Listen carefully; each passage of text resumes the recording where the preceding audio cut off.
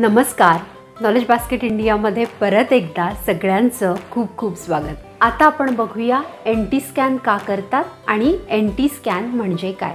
बाळामध्ये काही genetic disorders म्हणजे काही ॲबनॉर्मॅलिटीज, काही दोष आहेत का हे बघण्यासाठी, याचा पूर्व अंदाज घेण्यासाठी एनटी स्कॅन करतात. आता कुठल्या ॲबनॉर्मॅलिटीज बाळाच्या बघायच्या असतात, याच्यामध्ये बाळाला मतिमंदत्व आहे का, बाळाचं डोकं चपटं आहे का, त्याची उंची फार कमी आहे का, त्याचे हातपाय खूप खुरटे आहे का, लहान आहेत का, आतड्यांमध्ये हृदयामध्ये जन्मजात दोष येऊ शकतो का, या सगळ्या ॲबनॉर्मॅलिटीजचा पूर्व अंदाज घेण्यासाठी नुकल ट्रान्सल्युसन्सी टेस्ट ही केली जाते आणि ही शक्यतो पहिल्या तिमाहीतच केली जाते. 700 पैकी एका बाळामध्येच हा जेनेटिक डिसऑर्डर डिटेक्ट होतो. आता आपल्याला हा प्रश्न पडतो की हा जेनेटिक डिसऑर्डर म्हणजे गुणसूत्रांचा दोष येतो कुठून, तर याचं स्पेसिफिक रिझन असं सांगता येत नाही. परंतु 35 वर्षापेक्षा जास्त जर आईचं वय असेल तर याची शक्यता ही जास्त वाढते. हे स्कॅन साधारण गर्भधारणेपासून 11व्या ते 13व्या आठवड्यापर्यंत केलं जातं. एनटी स्कॅनमध्ये गर्भाच्या मानेमागे एक पोकळ जागा असते जी की ट्रान्सपरंट असते. आता एनटी स्कॅन म्हणजे नुकल ट्रान्सल्युसन्सी, नुकल म्हणजे मानेच्या मागे, ट्रान्सल्युसन्सी म्हणजे पारदर्शकता. मानेच्या मागे एक पारदर्शक जी फ्लुइड फिल्ड कॅव्हिटी असते, त्या कॅव्हिटीची लेंथ म्हणजे जाडी इथे मोजली जाते आणि या जाडीच्या मोजमापावरून शक्यता वर्तवली जाते की बाळामध्ये काही जेनेटिक डिसऑर्डर्स असू शकतात. तसेच अगदी याच आठवड्यांमध्ये बाळाच्या नाकाच्या हाडाचे बेसिक स्ट्रक्चर, बेसिक संरचना तयार झालेली असते. त्यामुळे या स्कॅनमध्ये बाळाच्या नाकाचं हाड देखील पाहिलं जातं. आता मैत्रिणींनो, हे लक्षात घ्या, एनटी स्कॅनमध्ये बाळाला संभाव्य धोक्याची फक्त शक्यता वर्तवली जाते, त्याचं निदान होत नाही. जेव्हा एनटी स्कॅन रिपोर्ट हा निगेटिव्ह येतो, चांगला येत नाही, त्यावेळेला डॉक्टर पुढच्या टेस्ट सुचवतात, जसं की कोरियोनिक विलस सॅम्पलिंग किंवा अम्निओसेंटेसिस. या 2 टेस्ट डॉक्टर सुचवतात. मैत्रिणींनो, दिलासाची गोष्ट अशी आहे की जास्तीत जास्त बाळांचा पुढच्या टेस्टमध्ये रिपोर्ट हा चांगला येतो, त्यामुळे घाबरून जायचं तुर्तास तरी कारण नाही. मैत्रिणींनो, तुम्ही आता तुमचा रिपोर्ट हातात घ्या आणि आपण आता लाईन बाय लाईन समजून घेऊया की या रिपोर्टचा अर्थ काय आहे ते. माझ्यासुद्धा हातामध्ये एक एनटी स्कॅन रिपोर्ट आहे आणि एनटी स्कॅन रिपोर्टच्या काही इमेजेस माझ्याकडे आहेत, तर आपण समजून घेऊया. आता तुम्ही पहिली ओळ बघा, त्याच्यामध्ये फर्स्ट लिहिलेलं आहे LMP म्हणजे लास्ट मेन्स्ट्रुअल पिरियड डेट. तुमची शेवटची जी पाळी होती त्याच्या पाळीची तारीख इथे दिलेली आहे. दुसरं दिलेलं आहे जेस्टेशनल एज. या पाळीच्या तारखेवरून तुमच्या बाळाचं जे वय आहे, किती दिवस किती आठवडे इथे आलेले आहेत ते दिलेलं आहे. आणि EDD म्हणजे या पाळीच्या डेटवरून जी तुमची एस्टिमेटेड डेट ऑफ डिलिव्हरी म्हणजे एक टेंटेटिव्ह डेट डिलिव्हरीची जी आहे ती इथे दिलेली आहे. आता इथे जर या रिपोर्टमध्ये तुम्ही बघितलं तर माझ्या डिलिव्हरीची एस्टिमेटेड डेट दिली आहे 20/9/2020, पण मला बाळ जे झालं ते 3/9/2020ला झालं. म्हणजे ही एक टेंटेटिव्ह डेट इथे तुम्हाला नोंद केली आहे. या डेटच्या आसपास तुमचं बाळ होऊ शकतं, जन्माला येऊ शकतं. आता तुम्ही ही ओळ बघा, याच्यामध्ये लिहिलं आहे uterus shows single life intrauterine gestation. Gestation म्हणजे भ्रूण.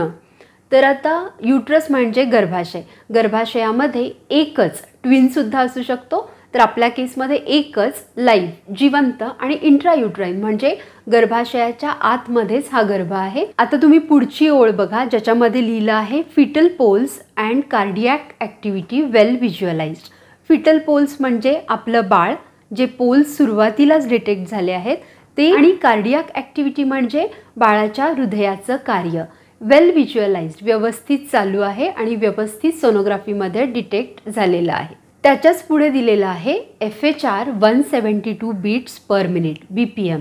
याचा अर्थ असा आहे की बाळाचे heart rate, fetal heart rate या केसमध्ये आज 172 पर मिनिट डिटेक्ट झालेले आहे. आता पुढची ओळ बघा, याच्यामध्ये लिहिलेलं आहे placenta is posteriorly, no subchorionic bleed. Placenta is posteriorly. Placenta म्हणजे वार किंवा गर्भवेष्टन. याच्याद्वारे सुरुवातीच्या काळामध्ये बाळाला ब्लड फ्लो आणि न्यूट्रिएंट्स आणि ऑक्सिजन मिळतो. नंतरच्या काळात या वारेद्वारे बाळाचं पोषण न होता गर्भनाळेद्वारे बाळाचं पोषण होतं. तर प्रेग्नन्सीमध्ये आपली प्लासेंटा म्हणजे वार गर्भाशयामध्ये डेव्हलप होते. तर याचं लोकेशन दिलेलं आहे. प्लासेंटाचे 4 लोकेशन डिटेक्ट होऊ शकतात normally: anterior placenta, posterior placenta, fundal placenta आणि low lying placenta. Anterior placenta म्हणजे काय?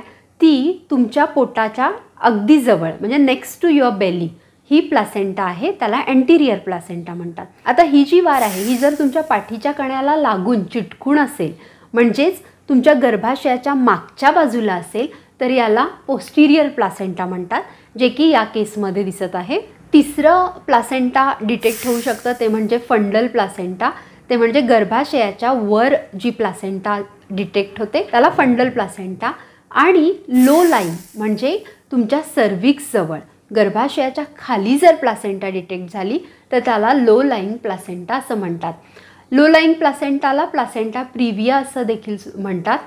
बऱ्याचदा लो लाईंग प्लासेंटा येऊ शकतं आणि सुरुवातीच्या आठवड्यात लो लाईंग प्लासेंटा नॉर्मल आहे, परंतु 20व्या आठवड्यानंतर ही प्लासेंटा वर सरकत जाते, त्याची पोझिशन बदलत जाते. त्यामुळे सुरुवातीला जर तुम्हाला लो लाईंग प्लासेंटा आलं असेल तर लगेचच घाबरून जाण्याचं काही कारण नाही आहे. आता याच ओळीत पुढे दिलेलं आहे नो सबकॉरियॉनिक ब्लीड. म्हणजे काय? तर कधीकधी गर्भाच्या आणि वारेच्या मध्ये रक्त साठलेलं दिसून येतं आणि या रक्तामुळे कधीकधी प्रेग्नन्सीमध्ये वजायनल ब्लीडिंग देखील होतं, थोडंफार रक्तस्राव देखील होतो. तर या रिपोर्टमध्ये तुम्हाला असं दिसतंय की नो सबकॉरियॉनिक ब्लीड म्हणजे गर्भाची जी प्लासेंटा आहे आणि गर्भ आहे याच्यामध्ये कुठलंही रक्त साठलेलं या रिपोर्टमध्ये दिसत नाही आहे. आता पुढची ओळ बघा, ज्याच्यामध्ये लिहिलं आहे internal OS is closed and cervix length is 3.8 centimetre. Internal OS is closed म्हणजे काय?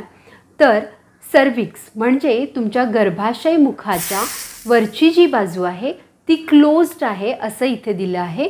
म्हणजे गर्भाशयाची जी बाजू आहे, गर्भाशयाच्या बाजूची जी बाजू आहे सर्व्हिक्सची ती क्लोज्ड आहे असं लिहिलं आहे. कुठलंही बाह्य इन्फेक्शन होऊ नये म्हणून हे इंटरनल OS इमिडिएटली गर्भधारणेनंतर क्लोज होऊन जातं आणि हे तुमच्या बाळाच्या प्रोटेक्शनसाठीच असतं. तर आपल्या केसमध्ये इंटरनल OS म्हणजे सर्व्हिक्सचं गर्भाशयाकडचं जे तोंड आहे ते बंद आहे असं इथे दिलेलं आहे.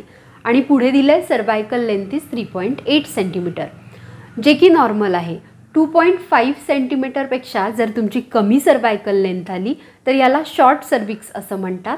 आणि पुढं जाऊन शॉर्ट सर्व्हिक्स जर तुमचं असेल तर प्रीटर्म लेबर होण्याचं म्हणजे बाळ लवकर जन्मण्याचं प्रमाण किंवा शक्यता हे वाढते. 32व्या आठवड्यानंतर तुमचं सर्व्हिक्स हे सॉफन होतं, मऊ होतं आणि गर्भाशयाचा अतिरिक्त दाब देखील या सर्व्हिक्सवर पडतो. त्यामुळे सर्व्हिक्सची लेंथ 32व्या आठवड्यानंतर कमी कमी होत जाते, जी की 3 सेंटीमीटर इथपर्यंत होऊ शकते किंवा त्याच्यापेक्षाही थोडी कमी होऊ शकते, जे 32व्या आठवड्यानंतर नॉर्मल आहे. आता पुढची ओळ बघा, ज्याच्यामध्ये लिहिलं आहे nuchal translucency is normal for the age 1.2 millimetre and nasal bone is seen. आता या ओळीचा अर्थ काय आहे हे आपण बघूया. NTची जी रेंज आहे नॉर्मल रेंज 11व्या, 12व्या आणि 13व्या आठवड्यासाठी काय आहे? 11व्या आठवड्यासाठी 1 mm, 12व्या आठवड्यासाठी 1.2 mm आणि 14व्या आठवड्यासाठी ही आहे 1.4 mm. याचं कट ऑफ मेजरमेंट आहे 3.5 mm. कुठलंही मेजरमेंट जे 3.5 mm पेक्षा जास्त आहे ते नॉर्मल नाही आहे आणि मग त्या केसमध्ये बाळामध्ये सिंड्रोम किंवा जेनेटिकल दोष असण्याची शक्यता वर्तवली जाते. आणि मग या केसमध्ये पुढे मी ज्या आधी 2 टेस्ट सांगितल्या ते डॉक्टर आपल्याला सजेस्ट करतात. कोरियॉनिक विलस सॅम्पलिंग किंवा अम्निओसेंटेसिस या टेस्ट सजेस्ट करतात. परंतु दिलासाची गोष्ट मी तुम्हाला आधीच सांगितली की पुढच्या टेस्टमध्ये जास्तीत जास्त शक्यता आहे की तुमच्या बाळाचा रिपोर्ट नॉर्मलच येतो. पुढे सांगितलं आहे नेझल बोन इज सीन म्हणजे या सोनोग्राफीमध्ये तुमच्या बाळाच्या नाकाचं स्ट्रक्चर दिसलेलं आहे, नॉर्मल आहे आणि त्यामुळे त्याची वाढ देखील नॉर्मल आहे. आता पुढची ओळ बघा, ज्याच्यामध्ये लिहिलं आहे CRL measures 58 mm which is equal to 12 weeks and 2 days. CRL आपण ऑलरेडी बघितलं. CRL म्हणजे क्राऊन टू रम्प लेंथ बाळाची, अशा पद्धतीने ती इथे दाखवलेली आहे. याचं मेजरमेंट आलेलं आहे 58 mm. Which is equal to या 58 mm साईजप्रमाणे त्यांनी आपल्याला एज दिलं आहे बाळाचं 12 वीक्स अँड 2 डेज, 12 आठवडे आणि 2 दिवस. आता पुढची ओळ बघा ज्याच्यामध्ये लिहिलं आहे BPD measure 17 mm which is equal to 12 weeks and 5 days.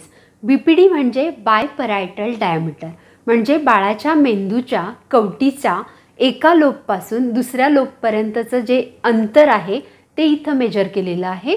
आणि या अंतरावरून म्हणजे बायपरायटल डायमीटरवरून सुद्धा बाळाचं वय काढता येतं, जे की यांनी काढलेलं आहे 12 आठवडे आणि 5 दिवस. आता या रिपोर्टची पुढची ओळ आहे GA/USG 12 वीक्स 4 डेज ±1 वीक. तर याचा अर्थ असा आहे की बाळाचं जेस्टेशनल एज, बाळाचं वय या सोनोग्राफीप्रमाणे 12 आठवडे आणि 4 दिवस आहे, जे की ±1 आठवडा असू शकतं. आता पुढच्या ओळीत दिलेलं आहे EDD/USG 12/9/2020. म्हणजेच काय तर या अल्ट्रासाऊंड रिपोर्टप्रमाणे तुमची एस्टिमेटेड डेट ऑफ डिलिव्हरी, प्रसूतीची तुमची जी टेंटेटिव्ह तारीख आहे ती आलेली आहे 12/9/2020 आणि याच्यामध्ये देखील आजूबाजूला थोडंफार होऊ शकतं. आता पुढची ओळ तुम्ही बघा, याच्यामध्ये लिहिलं आहे both ovaries are normal, no adnexal pathology seen. आता बोथ ओव्हरीज नॉर्मल हे तुम्हाला कळालंच असेल, दोन्ही बीजांडकोश नॉर्मल आहेत. ॲडनेक्सल पॅथॉलॉजी म्हणजे गर्भाशयाच्या आजूबाजूला कुठल्याही टिश्यूज, गाठी डिटेक्ट झालेल्या नाही आहेत. ओव्हरीजच्या आजूबाजूला सुद्धा कुठल्या गाठी डिटेक्ट झालेल्या नाही आहेत. आता आपण या सोनोग्राफी रिपोर्टचं कन्क्लुजन म्हणजेच इम्प्रेशन बघूया. यात दिलेलं आहे USG obstetrics reveals single life intrauterine gestation of 12 weeks and 4 days ±1 week at this scan.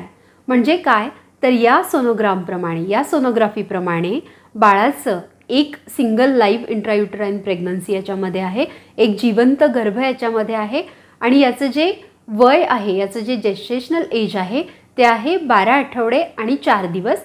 याच्यामध्ये ±1 वीक होऊ शकतं असं इथं दिलेलं आहे. तर आय होप या रिपोर्टमधली प्रत्येक गोष्ट, प्रत्येक टर्म, मेडिकल टर्मसुद्धा तुम्हाला कळलेली असेल. मी डॉक्टर नाही, परंतु मी स्वतः अभ्यास करूनच हा रिपोर्ट जास्तीत जास्त सोप्या पद्धतीने तुमच्यापर्यंत मांडण्याचा प्रयत्न केलेला आहे. NT स्कॅन संदर्भात तुम्हाला जर काही प्रश्न असतील तर तुम्ही मला विचारू शकता. मला त्याची उत्तरं माहिती असतील तर मी नक्कीच देण्याचा प्रयत्न करेन. माहिती तुम्हाला आवडली असेल तर लाईक करा, तुमच्या प्रेग्नंट मैत्रिणींबरोबर हा व्हिडिओ शेअर करा आणि नॉलेज बास्केट इंडियाला सबस्क्राईब करा. थँक्यू.